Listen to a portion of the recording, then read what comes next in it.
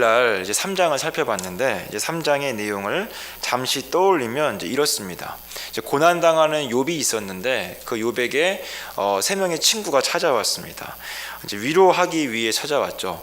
그런 이제 세 친구를 보고 반가운 나머지 물론 일주일 동안 얘기를 안 했지만 일주일이 지난 뒤에 그 욥이 친구들에게 얘기한 내용이 3장 전체의 내용이었는데 그 3장 전체의 내용을 한 단어로 얘기한다면 이제 뭐 한탄, 뭐 신세 한탄 이렇게 얘기를 할 수가 있습니다. 그러니까 나는 차라리 태어나지 말 걸 그랬다. 그냥 내 생일을 나는 저주한다. 차라리 지금 살아가는 것보다 죽음이 낫다. 이런 식으로 이젠 욥이 친구 3명에게 이제 신세 한탄을 쭉 했습니다.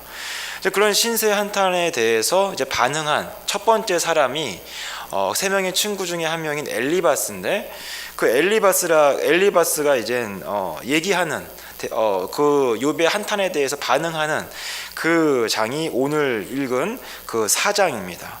이제 그 4장에서 엘리바스가 초반에 이제 뭐라고 얘기를 하냐면 4장 2절을 보면 이렇게 엘리바스가 얘기를 하고 있는데 누가 내게 말하면 내가 실증을 내겠느냐 누가 참고 말하지 아니하겠느냐 이렇게 엘리바스가 얘기를 합니다. 이 말을 바꿔 말하면 이렇게 얘기를 할 수가 있습니다.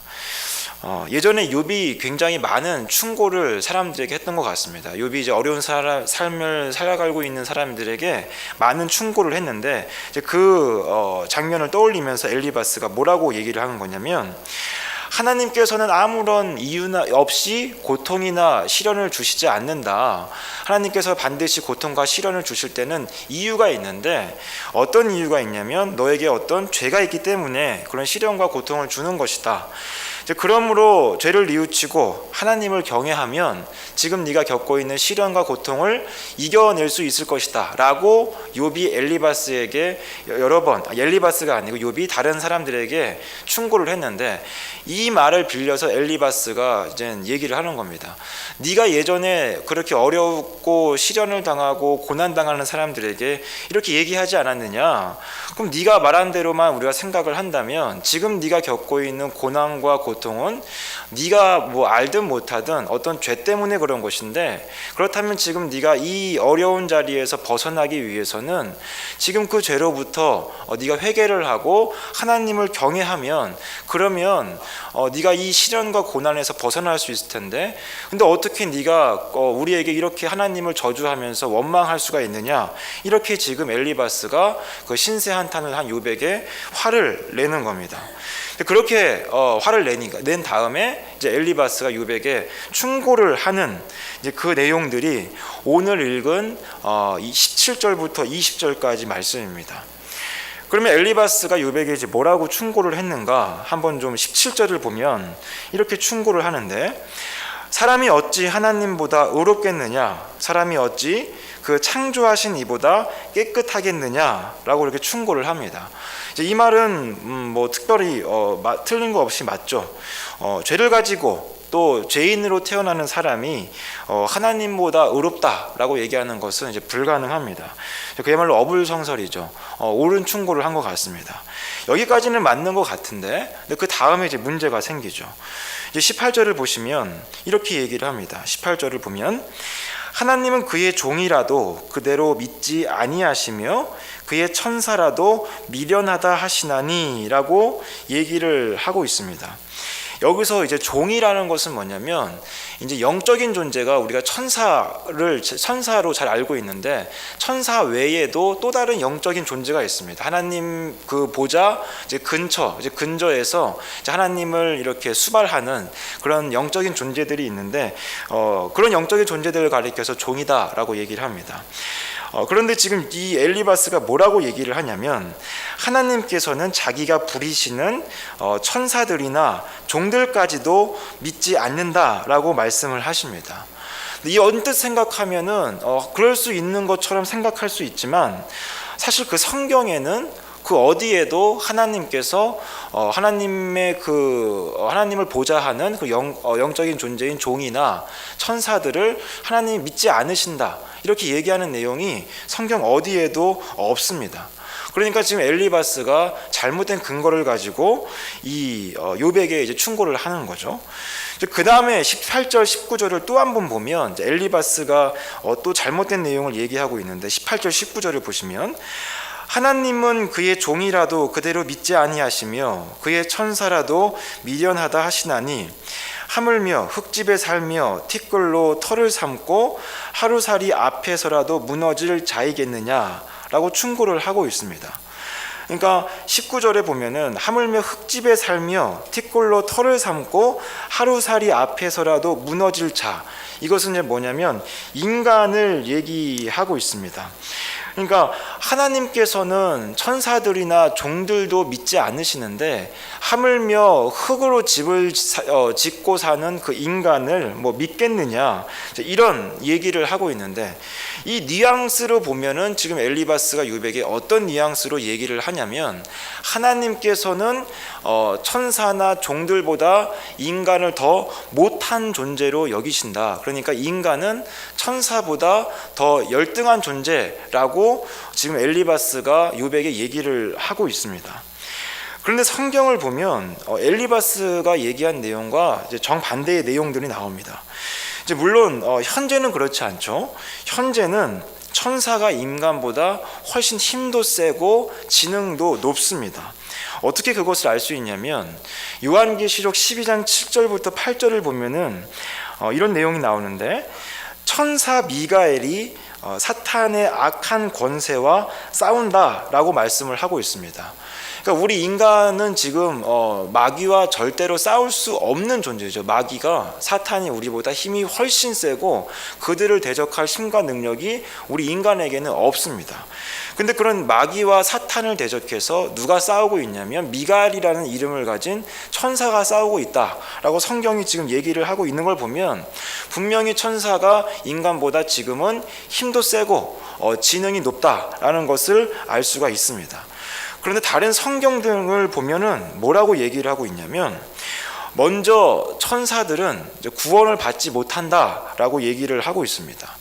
베드로후서 2장 4절을 보면은 범죄한 천사들에 대해서 이제 베드로가 얘기하는 이제 절이 나오는데 범죄한 천사들을 하나님께서는 용서치 않으신다, 구원하지 않으신다라고 얘기를 하고 있습니다. 반면 인간은 죄인으로 태어났음에도 불구하고 하나님께서 독생자 예수를 보내셔서 사랑하실 만큼 너무나 사랑하신 그 은혜로 인간은 구원을 받죠.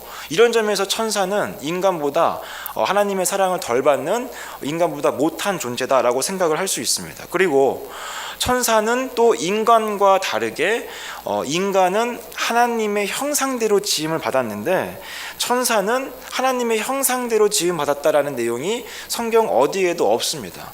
천사도 물론 인간과 마찬가지로 하나님께 지음받은 피조물이죠. 그러니까 언제 천사가 지음받았다, 창조되었다라고 창세기 1장엔 등장하지 않는데 첫째 날부터 육째 여섯째 날까지 하나님께서 모든 만물을 다 창조하셨기 때문에 그 6일 안에 언젠가 천사가 분명히 피조되었을 텐데, 만들어졌을 텐데, 그럼에도 불구하고 이 천사는 인간과 다르게 하나님의 형상대로 지음받았다, 이런 내용이 성경 어디에도 없습니다. 그리고 고린도전서 6장 3절을 보면은 이런 내용도 등장을 하죠. 우리가 천사를 판단할 것을 너희가 알지 못하느냐라고 말씀하시면서 최후의 심판 때 인간이 죄를 지은 천사들을 심판할 것이다 라고 얘기를 하고 있습니다. 이런 내용을 봤을 때 현재는 어떤 지능이나 힘과 능력에 있어서 분명히 인간이 천사보다 못한 것은 맞지만 영원한 시간의 관점에서 봤을 땐 인간이 천사를 심판할 정도로 그 지위가 바뀌는, 그리고 그런 일이 벌어질 것을, 그러니까 인간이 천사보다 더 나은 지위에 있게 될 것이라고 성경은 얘기하고 있는데 지금 엘리바스가 말하고 있는 것을 보면은 잘못된 주장을 하고 있다라는 것을 알 수가 있습니다. 그러면 왜 엘리바스가 이런 잘못된 주장을 하고 있나?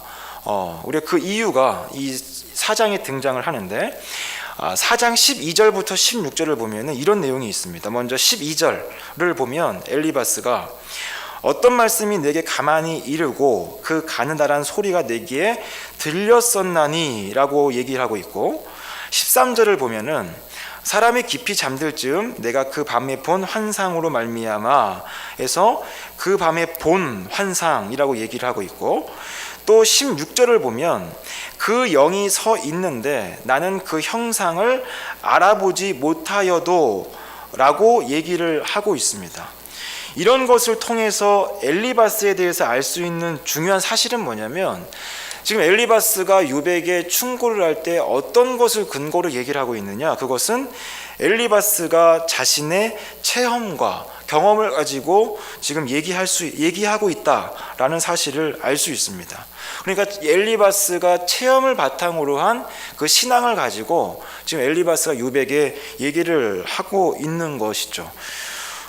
신앙에서 체험과 경험이라는 것은 굉장히 좀 중요합니다. 체험을 통해서 믿고 있는 바를 더 확실히 믿을 수 있고, 또 그것을 통해서 우리의 신앙이 더 견고해질 수 있는 것은 사실입니다. 하나님께서 우리에게 이렇게 말씀하셨는데 실제 우리의 삶 속에 말씀하신 대로 이루어지는 것을 보면은 우리의 신앙이 더 굳건해지고 견고해지는 것이 사실이죠. 분명히 체험과 경험이 우리에게 주는 유익이 있습니다.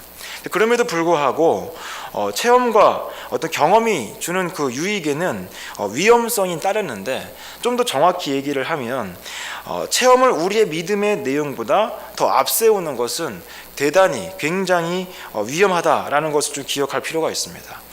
그 신앙이 올바르지 못할 가능성이 굉장히 높기 때문이죠. 그럼 올바른 신앙이라는 것은 뭔가라고 생각한다면, 올바른 신앙이라는 것은 하나님께서 우리에게 일러주시는 대로 믿는 것, 그리고 그것을 우리의 체험과 경험보다 더 앞세우는 것, 그것이 올바른 신앙입니다. 만약에 엘리바스가 하나님에 대해서 또는 이제 말씀에 대해서 제대로 알고 있다라면 오늘 이 사장에 등장하는 것처럼 욥이 엘리바스에게 잘못된 그런 충고를 하지 않았을 것인데, 예를 들자면 전도서 7장 15절에 이런 내용이 등장을 합니다. 내 허무한 날을 사는 동안 내가 그 모든 일을 살펴보았더니 자기의 의로움에도 불구하고 멸망하는 의인이 있고 자기의 악행에도 불구하고 장수하는 악인이 있으니라고 이 전도서의 지혜자는 얘기를 하고 있습니다. 그러니까 사는 날을 쭉 지켜보니까 의로움에도 불구하고 멸망하는 사람이 있고 악인인데도 불구하고 장수하는 아주 잘 사는 사람들이 있다. 도무지 이 세상은 우리가 생각하는 것처럼 권선징악이 지배하는 그런 세상이 아니고 우리가 알 수 없는 상황으로 일들이 벌어질 때가 참 많다. 이렇게 전도서의 지혜자가 얘기를 하고 있는데, 이 말씀만, 이런 어떤 하나님의 진리만 이 엘리바스가 제대로 알았다면 그런 욥에게 잘못된 충고를 하지도 않았을 것이고, 그리고 이런 어떤 하나님에 대해서 말씀대로 잘 알았다면 엘리바스도 어떤 자신의 인생을 훨씬 더 풍성하게, 그리고 훨씬 더 자신의 인생을 또 이 세상을 폭넓게 정확히 이해할 수 있었을 것이다 라고 생각을 할 수 있습니다. 그러므로 우리가 믿음 생활을 하면서 체험과 경험이 주는 유익, 우리의 믿음을 견고하게 하고 굳세게 하는 그런 중요한 역할들을 많이 하지만, 그런 과정 가운데서 우리가 반드시 기억해야 할 것은 체험과 경험보다 하나님께서 우리에게 말씀해 주신 이 계시, 성경의 말씀을, 그 믿음을 앞세우는 것이, 그것을 근거로 우리가 믿음 생활을, 신앙 생활을 하는 것이 가장 중요하다. 이 사실을 우리가 좀 더 생각하고 깨닫고 그것을 통해서 은혜를 받는 그런 저와 여러분 되시기를 바라겠습니다. 기도하겠습니다.